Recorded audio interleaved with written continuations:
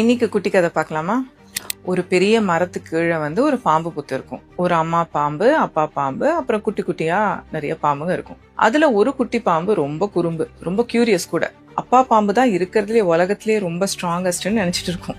என்ன பண்ணும், டெய்லியும் அவங்க அப்பா ஃபாலோ பண்ணி அப்பா என்ன பண்றாரு என்ன ஏதுன்னு பார்த்துட்டே இருக்கும். அந்த மாதிரி ஒரு நாள் ஃபாலோ பண்ணும்போது அப்பா பாம்பு முன்னாடி போயிட்டே இருக்கும். திடீர்னு ஒரு கீரிப்பிள்ளை வந்துடும். கீரிப்பிள்ளை பார்த்த உடனே அப்பா பாம்பு அடிச்சு உடிச்சு ஓடியே போயிடும். என்னடா இவ்வளவு நாள் அப்பா பாம்பு தான் ஸ்ட்ராங் நினைச்சிட்டு இருந்தோம், அதை விட ஒரு ஜீவன் இருக்குன்னு சொல்லிட்டு கீரிப்பிள்ளைய ஃபாலோ பண்ண ஆரம்பிச்சிடும். கீரிப்பிள்ளை போயிட்டே இருக்கும். அப்போ திடீர்னு பார்த்தா ஒரு நாய் எங்கிருந்தோ கொலைக்க ஆரம்பிச்சிடும். கீரிப்பிள்ளைய பார்த்து துரத்தும் கீரிப்பிள்ளை ஓடிடும். ஓஹோ, நாய் தான் ரொம்ப ஸ்ட்ராங் போல் இருக்குன்னு சொல்லிட்டு நாயை துரத்த ஆரம்பிச்சிடும். நாய் அப்படியே போயிட்டே இருக்கும்போது ஒரு குட்டி பையன் போயிட்டு இருப்பான். அவனை ஃபாலோ பண்ண ஆரம்பிச்சிடும். பின்னாடி நாய் துரத்துதுன்னு என்ன பண்ணுவான், ஏய் போ அப்படின்னு சொல்லிட்டு கல்லை போட்டு அடிச்சுட்டு அந்த குட்டி பையன் போயிடுவான். நாய் பயந்து ஓடிடும். ஓ, இந்த குட்டி பையன் தான் உலகத்திலேயே ரொம்ப ஸ்ட்ராங் போல் இருக்கு அப்படின்னு சொல்லிட்டு குட்டி பையன் பின்னாடி போகும். அந்த குட்டி பையன் போயிட்டு ஒரு ஊஞ்சல்ல உட்காந்துட்டு விளையாடிட்டு இருப்பான். திடீர்னு அங்க ஒரு பெரிய ஒரு ஆள் வருவான்.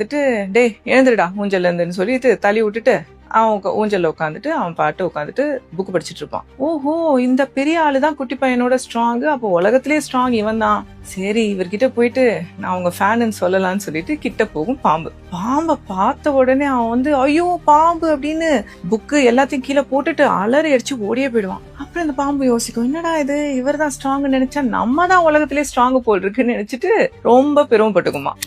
இந்த கதை ரொம்ப சுவாரஸ்யமா இருந்தாலுமே இதுல ஒரு ஆழ்ந்த ஒரு கருத்து இருக்கு. இன்னொருத்தவங்க தான் நம்மளோட ரொம்ப ஸ்ட்ராங் அப்படின்னு வியந்து அவங்க பின்னாடி போய் எல்லாம் பண்றதை விட நம்ம மேல நம்ம நம்பிக்கை வச்சு